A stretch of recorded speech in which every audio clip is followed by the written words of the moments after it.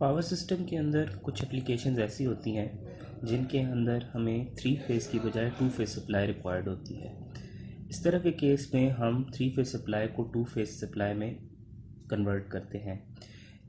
Scott connection इसी मकसद के लिए इस्तेमाल किया जाता है। तो स्कॉट कनेक्शन ट्रांसफार्मर्स के वो कनेक्शन होगा जिसके ज़रिए हम 3 फेज़ सप्लाई को 2 फेज़ सप्लाई में कन्वर्ट कर सकें।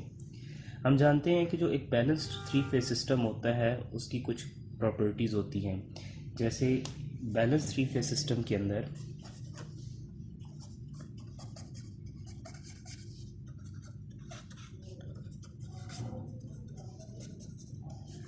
हमारे पास जो वोल्टेज फेजर्स बनते हैं वो कुछ इस तरह से बनते हैं कि अगर हम ए फेज़ की वोल्टेज को रेफरेंस लें, ठीक है, वी ए, ठीक है, तो इस पे जो इसके लिहाज से जो बी और सी होगा वो 120 डिग्री अपार्ट होगा। तो सी यहाँ पे होगा और बी हमारे पास यहाँ पे होगा, ठीक है। और इन तीनों के दरमियान में जो एंगल बनता है वो 120 डिग्री बनता है। अगर हम इस एंगल को जज करना चाहते हैं तो ये 120 डिग्री अगर आप एंटी क्लॉकवाइज देखते हैं तो ये बनता है प्लस 120 डिग्री, और अगर आप इसको क्लॉकवाइज डायरेक्शन में देखते हैं तो ये हमारे पास बनेगा -240। इसी तरह ए और बी के भी एंगल्स आप चेक कर सकते हैं। अगर आप एंटी क्लॉकवाइज देखें, ठीक है, यानी आप अगर इस डायरेक्शन में मूव करें जिसमें ये 120 लिखे तो यहाँ पे आ जाएगा +240। लेकिन अगर आप क्लॉकवाइज डायरेक्शन में देखें, ठीक है, तो ये आपके पास 120 बनेगा, लेकिन माइनस साइन के साथ, क्योंकि हम जो कन्वेंशन यूज़ करते हैं उसके अंदर हम एंटी क्लॉकवाइज को पॉजिटिव लेते हैं। तो अब अगर इन वोल्टेजेस को मैंने लिखना हो तो ये हमारे पास न्यूट्रल पॉइंट है। तो अब हमारे पास जो VAN या सिंपल VA क्या होगा, वोल्टेज का कुछ ना कुछ मैग्नीट्यूड होगा, अज्यूम कर लेते हैं उसको हम V कह लें, और रेफरेंस क्योंकि हमने इसको लिया हुआ तो इसका एंगल हम क्या कंसिडर करेंगे, 0 डिग्री। जबकि VBN को हम दो तरह से लिख सकते हैं। अगर हम उसको क्लॉकवाइज देखें तो एंगल -120 बनता है, तो हम इसको लिख सकते हैं मैग्नीट्यूड जितना ए फेज़ का उतना ही है, लेकिन एंगल हमारे पास क्या है, -120 डिग्री। या इसी चीज़ को हम लिख सकते हैं V एंगल, अगर हम इस डायरेक्शन में देखें तो ये हमारे पास क्या बनता है, +240 डिग्री। इसी तरह जो VCN होगा उसको हम लिख सकते हैं मैग्नीट्यूड एंगल +120 डिग्री और V मैग्नीट्यूड एंगल -240 डिग्री। -240 कैसे आ रहा है कि अगर आप इसको क्लॉकवाइज डायरेक्शन में देखें तो ये 240 पे है, तो क्लॉकवाइज के साथ हम नेगेटिव साइन लगाते हैं। सो अब हम चेक कर सकते हैं कि जो बैलेंस 3 फेज सिस्टम है इसकी मैग्नीट्यूड और फेज़ के लिहाज से दो कौन सी प्रॉपर्टीज़ हैं कि आपके पास जो मैग्नीट्यूड है वो तीनों फेजेस का क्या रहता है, सेम रहता है, और तीनों जो फेज़ हैं उनके दरमियान में 120 डिग्री का फेज़ शिफ्ट भी है। सो इस लिहाज से अब हम 2 फेज सिस्टम की प्रॉपर्टीज़ को देखते हैं कि अगर आपने 3 फेज से 2 फेज में कन्वर्जन करनी है तो एक बैलेंस 2 फेज सिस्टम के अंदर भी मैग्नीट्यूड और फेज़ के लिहाज से कुछ प्रॉपर्टीज़ होनी चाहिए। तो जो बैलेंस 2 फेज सिस्टम होगा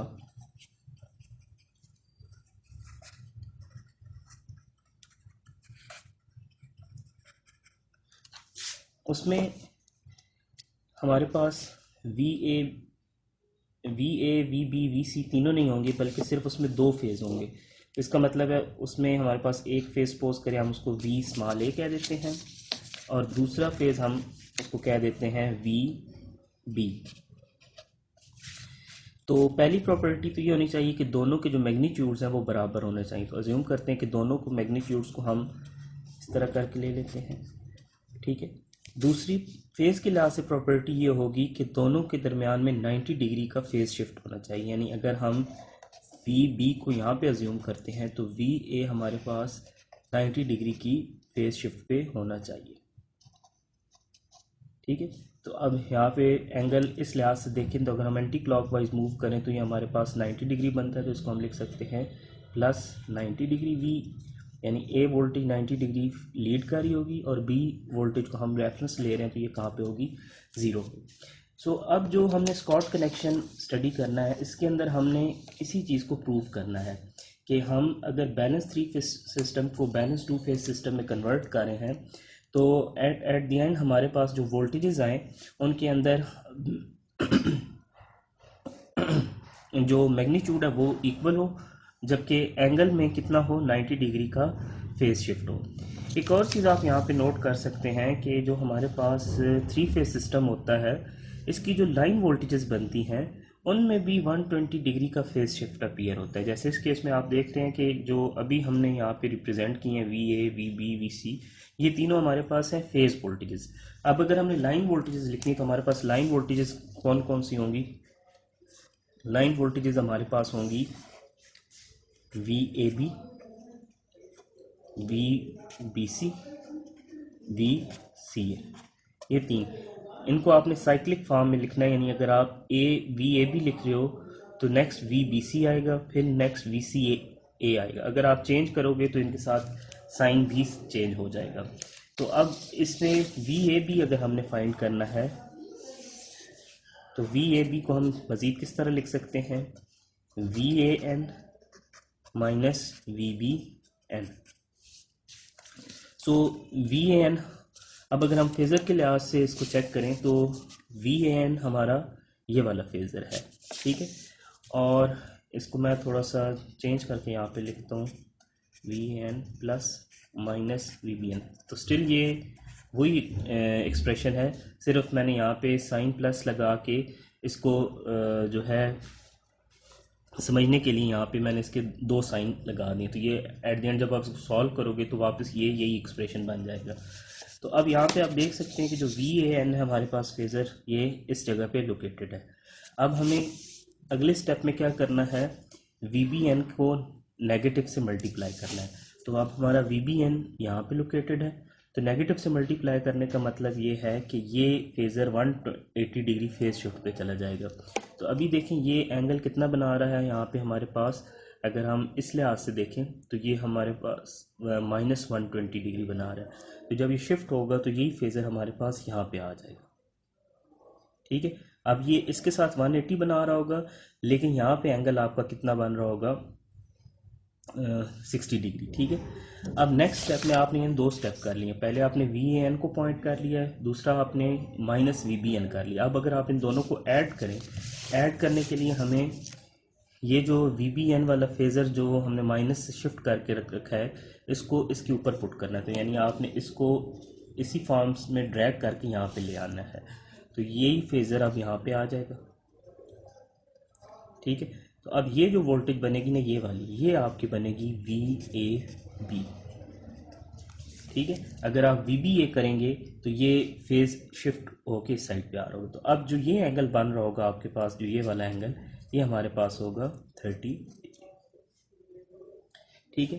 तो ये हमारे पास 30 डिग्री। इसी तरह आप VCA और VBC भी निकाल सकते हैं। तो एट द एंड आप देखेंगे कि जो हमारे पास लाइन वोल्टेजेस बनेंगी वो भी एक दूसरे से 120 डिग्री अपार्ट होंगी।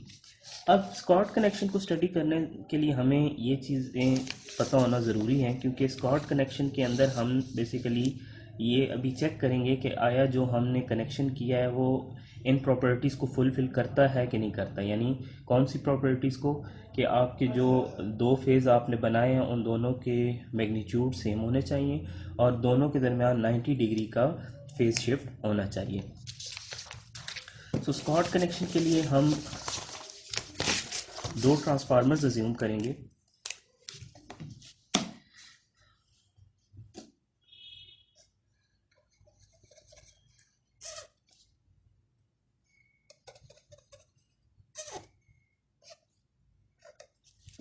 और ये एक ट्रांसफार्मर है, दूसरा ट्रांसफार्मर हम कुछ इस तरह से बना लेते हैं।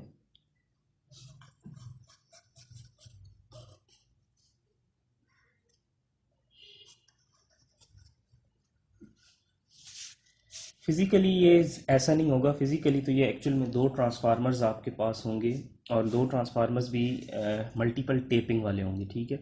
यानी आप दोनों ट्रांसफार्मर्स में ये अभी इसको हम जो ये ऊपर वाला ट्रांसफार्मर है इसको हम बोलेंगे टीजर ट्रांसफार्मर, और ये जो नीचे वाला ट्रांसफार्मर है इसको हम कह रहे हैं मेन ट्रांसफार्मर। तो आप किसी को भी टीज़र और मेन के कह सकते हैं अगर दोनों के अंदर सेम टेपिंग कनेक्शन मौजूद हो। ये जैसे जैसे हम अभी डेरिवेशन में प्रोग्रेस करेंगे आपको समझ आ जाएगी कि ये आपस में शिफ्ट हम कैसे कर सकते हैं। अब हम अज्यूम करते हैं कि जो ये टीज़र ट्रांसफार्मर है इसकी प्राइमरी पे n नंबर ऑफ टर्न्स है और सेकेंडरी पे n2 टर्न्स है, जबकि मेन ट्रांसफार्मर की जो प्राइमरी है ये वाली साइड, ठीक है, इसके नंबर ऑफ टर्न्स n1 है और हम ये अज्यूम करते हैं कि इसके यहाँ सेंटर से आपने एक टेपिंग निकाली हुई है और जो क्योंकि हमने दोनों वोल्टेजेस सेम रखनी है इसका मतलब यहाँ पे नंबर ऑफ टर्न्स दोनों के सेम होने चाहिए, तो यहाँ भी नंबर ऑफ टर्न्स क्या होने चाहिए, n2 होने चाहिए। अब आपने जो पहले क्वेश्चन तो ये अराइज होता है कि अब आपने 3 फेज़ सप्लाई कैसे देनी है, ठीक है, क्योंकि हमने स्पॉट कनेक्शन के अंदर 3 फेज़ को 2 फेज़ में कन्वर्ट करना है। पहले हमें यहाँ पे इस ट्रांसफार्मर के अंदर चेक करना है कि हमें 3 फेज़ सप्लाई कैसे कनेक्ट करनी है। तो अभी अगर आप देखें तो हमें प्राइमरी के ऊपर 5 कनेक्शंस अवेलेबल हैं, एक ये टर्मिनल है, एक ये है और 3 ये टर्मिनल है। तो अब पहले तो हम इनके ना डॉट देख लेते हैं कि इनके डॉट कहाँ पे होंगे। यहाँ पे डॉट अगर मैं इसका यहाँ पे लगाता हूँ तो हम जानते हैं कि प्राइमरी का डॉट क्या रिप्रेजेंट करता है, ये वो वाला टर्मिनल होता है जहाँ पे करंट एक सर्टेन इंस्टेंट में इंटर हो रहा है। अब अगर आपका इस इंस्टेंट में यहाँ पे डॉट में करंट इंटर हो रहा है ना, तो सेकेंडरी में जहाँ पे भी डॉट होगा वहाँ पे करंट क्या कर रहा होगा, लीव कर रहा होगा उस इंस्टेंट पे, ठीक है। सिमिलरली इसका डॉट अगर मैं यहाँ पे लगाता हूँ और इधर का डॉट यहाँ पे, तो इसका मतलब ये होगा कि जिस वक्त यहाँ पे करंट इंटर हो रहा है सेकेंडरी में उस वक्त इस डॉट से करंट क्या कर रहा होगा, लीव कर रहा होगा। नेक्स्ट हम करते हैं कि अब हमने 3 फेजेस प्राइमरी के कनेक्शन इस तरह करने हैं कि हम 3 फेजेस अप्लाई कर सकें। यहाँ पे अब हम कनेक्शन इस तरह करेंगे कि हम ये जो टर्मिनल होगा टीजर ट्रांसफार्मर का, इसको ये जो हमने सेंटर में से एक टेपिंग निकाली हुई है इसके साथ कनेक्ट कर देंगे। तो अब हमारे पास आप देखें तो 3 टर्मिनल्स अवेलेबल हैं। यहाँ पे आप ए फेज़ कनेक्ट कर लें, यहाँ पे सप्लाई का बी फेज़ और यहाँ पे सप्लाई का हम सी फेज़ कनेक्ट कर लेते हैं, ठीक है। इसको मैं यहाँ बना देता हूँ ताकि, तो यहाँ पे हमने सप्लाई का सी फेज़ कनेक्ट कर दिया। तो ये हमारे पास अब प्राइमरी के कनेक्शंस हो गए हैं। अब सेकेंडरी के कनेक्शंस को हमने इसी तरह ही रखना है, यानी ये दोनों जो वाइंडिंग्स होंगी इनको हमने आपस में कनेक्ट नहीं करना। अब हमने 2 चीज़ें यहाँ पे अभी तक की हैं। एक तो हमने डॉट डिफाइन किया और डॉट की पोलैरिटी को समझा कि डॉट पोलैरिटी यहाँ पे क्या शो करती है। डॉट पोलैरिटी का मतलब ये है कि अगर आप प्राइमरी में और सेकेंडरी में डॉट लगाते हो तो प्राइमरी में डॉट में जिस वक्त करंट इंटर हो रहा होगा तो सेकेंडरी में डॉट में से करंट क्या हो रहा होगा, लीव हो रहा होगा। अब हम देखना चाहते हैं कि ये जो भी हमने कनेक्शन किए हैं क्या ये 2 फेज़ की जो रिक्वायरमेंट्स हैं उनको फुलफ़िल करते हैं, और दूसरा ऐसी कौन सी कंडीशंस होंगी जिनको इंश्योर करके हम यहाँ पे बैलेंस 2 फेज़ सिस्टम क्रिएट कर सकते हैं। तो सबसे पहले हम देख लेते हैं कि अगर हमें यहाँ पे फेज़र डायग्राम बनानी होगी तो हम कैसे बनाएंगे, ठीक है। तो जिस तरह हमने इस केस में देखा था कि हमारे पास जो अगर आप इस तरह करके एक फेज़र डायग्राम बनाते हो फेज़ वोल्टेजेस की, तो वो कुछ इस तरफ बनती है। अब लाइन वोल्टेजेस की अगर आपने फेज़र डायग्राम बनानी है तो जैसे हमने यहाँ पे VAB बनाया है, तो कुछ इस तरह की जगह पे आके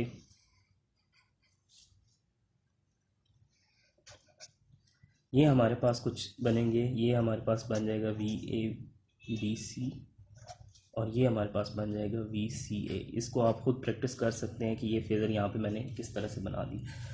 अब इसको मैं थोड़ा नीटली यहाँ पे बनाता हूँ। अब जो हमारे पास 3 फेज़ सिस्टम है, ठीक है, अज्यूम करते हैं कि अगर हम लाइन वोल्टेजेस बना रहे हैं तो हमें पता है कि वो तीनों भी आपस में 120 डिग्री की फेज़ शिफ्ट पे है। तो इसका मतलब ये हुआ कि अगर मैं यहाँ पे VAB बनाऊँ, यहाँ पे VCA और यहाँ पे VBC।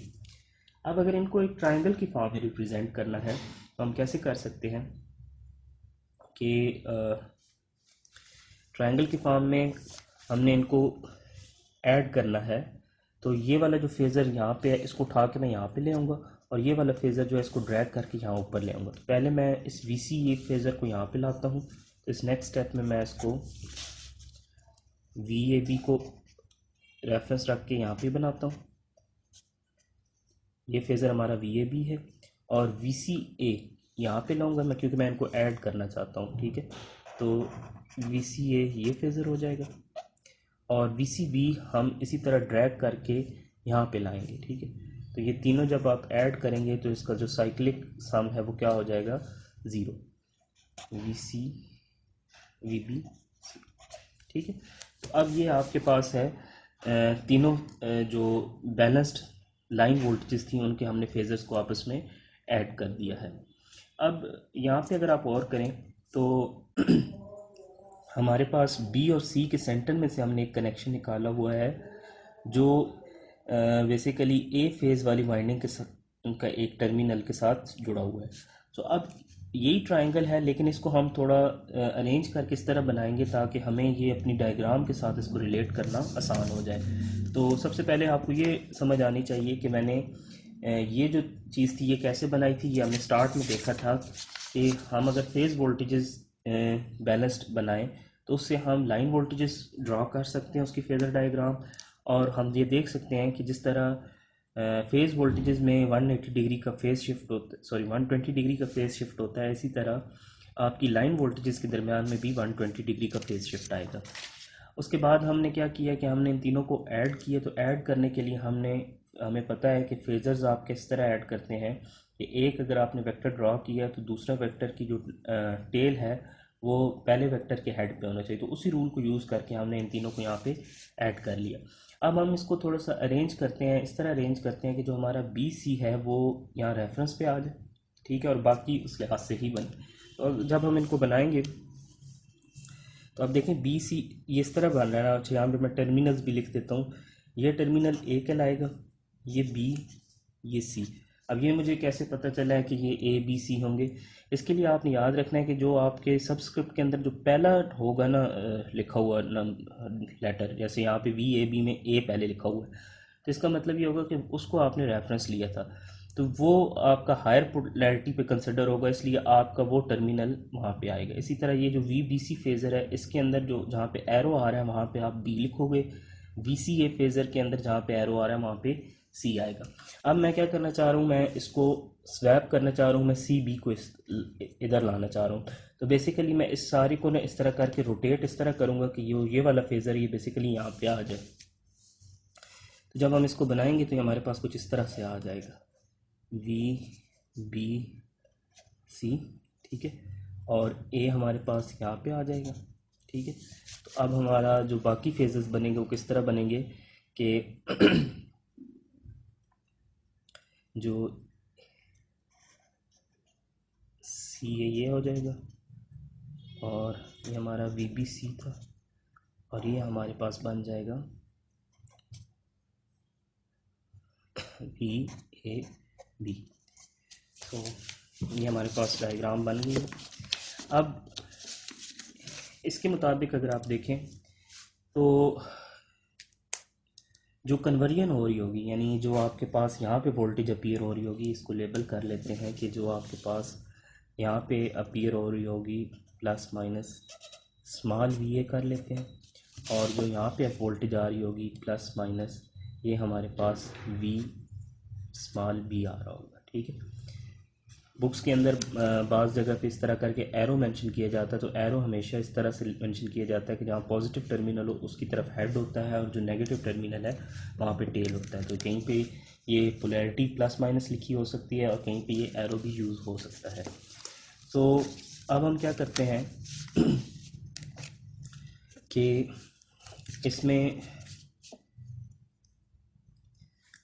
देखते हैं कि अब हमारा जो कन्वर्जन होगी यहाँ पे जो VA होगा उसको अगर हमने यहाँ पे वोल्टेजेस से निकालना तो कैसे निकालेंगे। तो अगर हमने VA वैल्यू निकालनी है तो हम जानते हैं कि V ट्रांसफार्मर्स के अंदर हमने अगर सेकेंडरी वोल्टेज निकालनी है तो प्राइमरी से हम टर्न रेशो को मल्टीप्लाई करते हैं तो हमारे पास वो आ जाती है। यानी हम क्या लिख सकते हैं कि अगर हम लिखते हैं वी ए ओवर, इस ट्रांसफार्मर की प्राइमरी वोल्टेज क्या है वी ए, और इस टर्मिनल को अज्यूम करते हैं हम क्या देते हैं एम, ठीक है। तो small V A over capital V A M, ये बराबर होगा जितने वी ए वाली साइड पे टर्न्स हैं वो कितने हैं एम टू, और इस साइड पे टर्न्स हमारे पास है एम। इसी तरह जो ये वाली वोल्टेज होगी वी बी, इसको हम किस तरह निकालेंगे, वी बी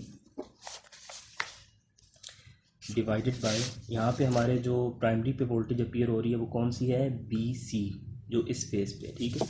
तो हमारे पास यहाँ पे आ जाएगा V B over V B C is equal to, secondary के टर्न्स n2 हैं, प्राइमरी के टर्न्स हमने कितने रखे हुए हैं n1। अब हम देखना चाहते हैं कि जो हमारा वी एम है वो फेज़र डायग्राम में कहाँ पे लोकेटेड होगा। तो आप यहाँ पे देख सकते हैं कि जो m है ये इस कॉइल का सेंटर पॉइंट है, ठीक है। और क्योंकि ये जो कॉइल है ये दो फेजेस के अक्रॉस कनेक्टेड है बी और सी, तो इसका मतलब है जो यहाँ पे वोल्टेज अपीयर हो रही होगी वो लाइन वोल्टेज अपीयर हो रही होगी। इसी तरह अब अगर आपने ये लाइन वोल्टेज है, जैसे ये यहाँ पे इस केस में हमारे पास ये बी और सी है, तो ये हमारे पास जो यहाँ पे वोल्टेज आ रही है वो इस फेज़र से रिप्रेजेंटेड है। और इसके सेंटर के ऊपर अगर आप एक पॉइंट निकालते हैं तो इसका मतलब ये है कि जिस तरह इस बी सी के फेज़र की डायरेक्शन बन रही है वैसे ही आपके पास बी एम फेज़र की भी डायरेक्शन बनेगी, या in other words M C, ठीक है। यानी अगर आपका जैसे ये फेज़र अभी किस डायरेक्शन में है सी टू बी है ना, तो इसी तरह अगर आप सी टू एम देखें तो वो भी यहाँ पे सेंटर में एम लोकेट कर रहा होगा। यानी एम जो यहाँ पे एक फिज़िकल पॉइंट है जो कि कॉइल के सेंटर को डिनोट कर रहा है, तो एक्चुअल में भी जो फेज़र डायग्राम में भी एम जो है एक सेंटर पॉइंट में होगा, क्योंकि थ्रू आउट द कॉइल जो फेज़ है वो सेम रहना है। सो अब आपका ए जो है इस एम के साथ हमने क्या किया हुआ है, जो ए कॉइल का जो ये वाली कॉइल है ये ए फेज़ और एम के दरमियान में कनेक्टेड है, यानी यहाँ पे। सो अब हमारे जो ए एम है वी ए एम है वो बेसिकली यहाँ पे होगा। तो ये जो फेज़र मैंने अभी बनाया ये हमारे पास क्या होगा वी ए एम। अब जो सिंगल फेज ट्रांसफार्मर्स होते हैं इनके अंदर हम ऑलरेडी जो हमारी मशीन्स का कोर्स है उसके अंदर हमने पढ़ा था कि आपका जो सिंगल फेज ट्रांसफार्मर होता है वो एज सच कोई फेज़ शिफ्ट नहीं डालता। यानी जो आपके प्राइमरी पे वोल्टेज होती है और जो सेकेंडरी की वोल्टेज होती हैं दोनों अगर आप दोनों के डॉट सही ले रहे हैं, यानी फॉर एग्जांपल प्राइमरी का डॉट में करंट इंटर हो रहा है और उस टाइम सेकेंडरी के डॉट से करंट आउट हो रहा है, तो तब आपके पास दोनों वोल्टेजेस क्या होंगी इन फेज़ कंसिडर होंगी। इसी तरह यहाँ पे भी होगा कि अब अगर आपने ये एक ट्रांसफार्मर है तो इसके प्राइमरी पे जो भी वोल्टेज आ रही है उसका जो फेज़ है एग्जैक्टली वही फेज़ यहाँ पे इस वोल्टेज का भी होगा, सिमिलरली इस केस में भी। सो इसका मतलब ये है कि अब अगर हमने डायग्राम जो फेज़र डायग्राम है इसके अंदर हमने ए एम भी बना लिया और बी सी का भी हमें पता है, तो इसका मतलब है दोनों की जो सेकेंडरीज पे वोल्टेज है उनकी भी फेजेस को हम यहाँ पे डिटेक्ट कर सकते हैं। तो जो पहला ट्रांसफार्मर है इसकी प्राइमरी पे कौन सी वोल्टेज है वी ए एम, और उसकी इस फेज़र डायग्राम में डायरेक्शन कहाँ पे है ये वाली। तो इसका मतलब ये है कि जो आपके पास इस ट्रांसफार्मर की सेकेंडरी पे वोल्टेज आ रही होगी उसकी भी डायरेक्शन ऐसी है, यानी उसकी भी फेज़ ऐसे ही बनेगा जैसे ये है, तो इस तरह का। तो इसको हम क्या देते हैं वी ए यहाँ पे स्मॉल है, यानी ये इस सेकेंडरी वोल्टेज। इसी तरह यहाँ पे जो बी सी है वो इस फेज़र से रिप्रेजेंट हो रहा है, तो जो हमारे पास इसकी सेकेंडरी वोल्टेज होगी वो इस प्राइमरी के इन फेज़ होगी, तो हम ऐसे ही बनाएंगे तो एक्चुअल में आपका ये वी बी। तो यहाँ से हम एक चीज़ तो प्रूव कर सकते हैं कि जिस तरह भी हमने कनेक्शंस बनाए हैं इनसे हमारे पास जो सेकेंडरी पे टू फेज सप्लाई बन रही है उसके दरमियान 90 डिग्री का फेज शिफ्ट है। तो हमने बेसिकली एंड जो हमारा एंड पर्पस था वो ये था कि हम देखना चाहते थे कि आप जब 3 फेज़ से 2 फेज़ में कन्वर्जन करते हो तो क्या 2 फेज़ की जो प्रॉपर्टीज़ हैं वो मेंटेन रहती हैं कि नहीं रहती। 2 फेज़ की प्रॉपर्टीज़ क्या है कि आपके पास वोल्टेजेस इक्वल होनी चाहिए और जो आपके पास फेज़ डिफरेंस है वो 90 डिग्री होना चाहिए। तो यहाँ पे हम फेज़ डिफरेंस तो हम देख सकते हैं कि जो आप हमने चेंज किया है वो दोनों के दरमियान में है, 90 डिग्री का फेज़ शिफ्ट आया है। अब हम ये देखना चाहते हैं कि आया इनके मैग्नीट्यूड सेम होंगे कि नहीं होंगे। तो अभी जो हमने यहाँ पे ये रिलेशंस दो लिखे हैं इनको हम इक्वेट कर लेते हैं। यहाँ पहली वाली इक्वेशन से हम वी ए निकाल लेते हैं, तो वी ए हमारे पास क्या आएगा, n2/n into V A N. इसी तरह दूसरी इक्वेशन से वी बी निकल आएगा, तो वी बी हमारे पास क्या आ जाएगा, n2/n1 इंटू वी बी सी। अब हम देखना चाहते हैं कि ये दोनों इक्वल हों, तो हम इसको एज अ कंडीशन इस्तेमाल करते हैं कि अगर हम इन दोनों को इक्वल करना चाहते हैं, यानी अगर हम इन दोनों को इक्वल करना चाहते हैं तो ऑफ कोर्स इनको इक्वल करने के लिए यहाँ पे टर्न रेशो की कोई ना कोई कंडीशन होगी। तो अभी हम इनको अप्लाई करते हैं कि if V A is equal to V B, तो इससे हमारे पास ये दोनों इक्वेशन हम इस तरह लिख सकते हैं, over N into V A M is equal to n2/n1 into V B C. ठीक है, इसमें से n2 कैंसिल हो गए और यहाँ पे आप देख सकते हैं कि जो n है, n हमारे पास क्या है, n बेसिकली जो टीजर ट्रांसफार्मर है इसके नंबर ऑफ टर्न्स है। तो इसके जो नंबर ऑफ टर्न्स हैं ये हमारे पास यहाँ से n इक्वल हो जाएगा V A M over V B C into n1। ठीक है, ये बेसिकली कंडीशन है कि अगर आपने वी ए बी को इक्वल करना है तो आपका ये रिलेशन सेटिस्फाई होना चाहिए। अब इसमें देखते हैं हमारा वी बी सी क्या है।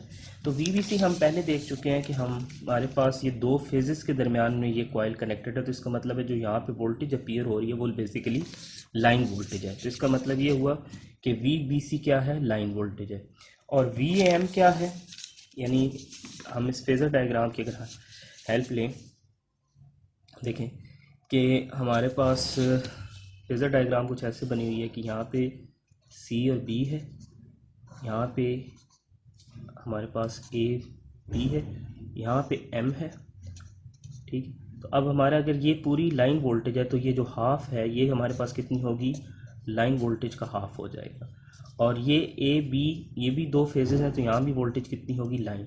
तो अब हमने वी ए एम अगर निकालना है तो हम यहाँ पे पाइथागोरस थ्योरम को यूज़ करके वी एम निकाल सकते हैं।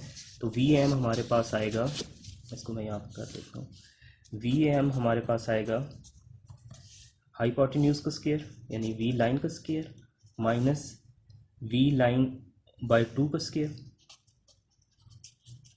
और अंडर रूट। तो ये हमारे पास एट द एंड रिलेशन बनता है √3/2 वी लाइन। सो हमने वी ए एम भी निकाल लिया। सो अब हमारे पास इसको हम इधर पुट करते हैं तो हमारे पास जो n आएगा,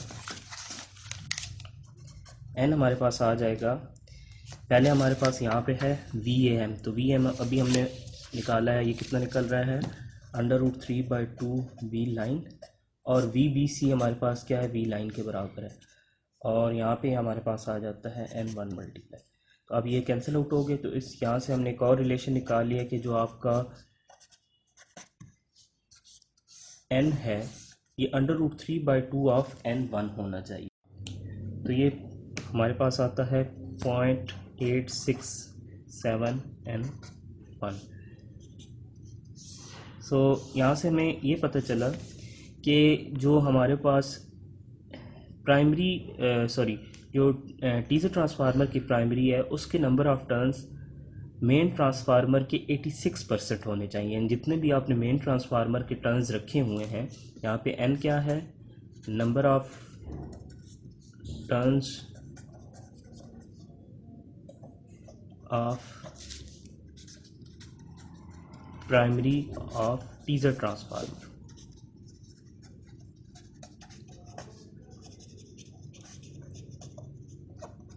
और n1 क्या है, number of turns of primary, sorry यहाँ पे number of turns of primary नहीं आएगा जी, sorry, number of turns of primary of main transformer. ठीक, तो इससे हमें ये पता चला कि जितने भी आपने मेन ट्रांसफार्मर्स के टर्न्स रखे हैं आपने उनका 86% के रखना है, टीजर ट्रांसफार्मर के टर्न्स रखने हैं अगर हम वी ए और वी बी को इक्वल करना चाहते हैं। सो अब यहाँ से हम काफ़ी चीज़ें हम क्लियर कर सकते हैं जो हमने पहले अज्यूम की थी। जैसे हमने शुरू में जो नाम अज्यूम किए थे कि हमारे पास एक ट्रांसफार्मर का नाम है टीज़र और एक का मेन, तो अब यहाँ से हम ये डिफ़ाइन कर सकते हैं कि टीज़र ट्रांसफार्मर हम किसको कहेंगे, जिसके नंबर ऑफ टर्न्स 86% हम यूज़ कर रहे होंगे। यानी अगर टोटल, मैंने आपको बताया ना, अब दोनों ट्रांसफार्मर सेम हो सकते हैं। तो एक्चुअल में जब ये होता है तो बेसिकली जब ये बनाया जाता है तो दोनों ट्रांसफार्मर सेम रखे जाते हैं। सेम रखने से मुराद ये है कि दोनों ट्रांसफार्मर्स के सेंटर में से भी एक टेप निकल रही होती है और दोनों ट्रांसफार्मर्स के 86% से भी टेप निकल रही होती है। यानी अब अगर आपको मैं यही डायग्राम थोड़ी चेंज करके बना दूँ यहाँ पे कि अब हमारे पास जो, अगर ये हमारे पास एक ट्रांसफार्मर, अब इसको मैं डिफ़ाइन नहीं कर रहा कि ये मेन है या टीज़र है, और दूसरा ट्रांसफार्मर हमारे पास है यहाँ पे,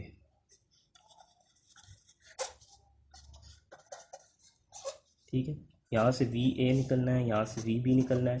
अब दोनों के नंबर ऑफ़ टर्न्स बराबर हैं, नंबर ऑफ़ टर्न्स बराबर हैं, लेकिन जो हमने ट्रांसफार्मर लिए हैं दोनों के सेंटर में से भी एक टेप निकल रही है और दोनों के 86% वाली जगह से भी एक टेप निकल रही है। ठीक है, तो अब हमारे पास दोनों ट्रांसफार्मर सेम है, तो आप किसी को भी एज अ टीज़र इस्तेमाल कर सकते हो, किसी को भी एज अ मेन। तो मेन और टीज़र की डेफिनेशन कैसे होगी कि जिस ट्रांसफार्मर के आप 86% टर्न्स यूज़ करोगे वो एज अ टीज़र ट्रांसफार्मर कहलाएगा, और जिस ट्रांसफार्मर के आप 50% के वाली जगह पे कनेक्शन कर रहे होगे वो मेन ट्रांसफार्मर कहलाएगा। यानी अब इस केस के अंदर आप सपोज करें कि जी मैं यहाँ से 86% वाले उठा के इसके 50 वाले % से कनेक्ट करता हूँ। ठीक है, तो यहाँ पे मैं ए फेज़ दे देता हूँ। ठीक है, अब इसका ये दूसरा टर्न ये नहीं होगा बल्कि इसकी कॉइल यहाँ पे आके एंड होगी, हम इसको इस हिस्से को यूज़ ही नहीं कर रहे। ठीक है, तो ये आपका ये जो इतने टर्न्स बनते हैं ये क्या बनते हैं 86%, ये तकरीबन 86%। और ये जो है ना आपके यहाँ 50 ऊपर है 50 नीचे है, तो अब बी फेज़ आपका इधर आ गया, सी फेज़ इधर आ गया। ठीक है, तो अब आपका ये वाला ट्रांसफार्मर टीज़र ट्रांसफार्मर कहलाएगा और ये ट्रांसफार्मर क्या कहलाएगा, मेन ट्रांसफार्मर। तो इसका मतलब वो कि आपका जब आपने स्कॉट कनेक्शन करना है तो आपको एक ट्रांसफार्मर की स्पेसिफिक कॉन्फ़िगरेशन चाहिए, यानी आपको एक ऐसा ट्रांसफार्मर चाहिए, दो ऐसे ट्रांसफार्मर चाहिए जिनके अंदर आपकी टेपिंग की फैसिलिटी हो, और टेपिंग किधर हो कि एक पॉइंट 50% वाली लोकेशन पे हो दोनों ट्रांसफार्मर्स के अंदर, एक पॉइंट दोनों के अंदर 86% पे हो। तो तब आप जब ये कनेक्शन करोगे तो आपके वी ए जो स्मॉल वी सेकेंडरी वाली वोल्टेजेस दोनों इक्वल आएंगी और दोनों के दरमियान में 90 डिग्री का फेज़ शिफ्ट होगा, जिससे आप इंश्योर कर सकते हैं कि हमारा जो 3 फेज़ बैलेंस्ड सप्लाई है वो कन्वर्ट हो गई है 2 फेज़ बैलेंस सप्लाई में।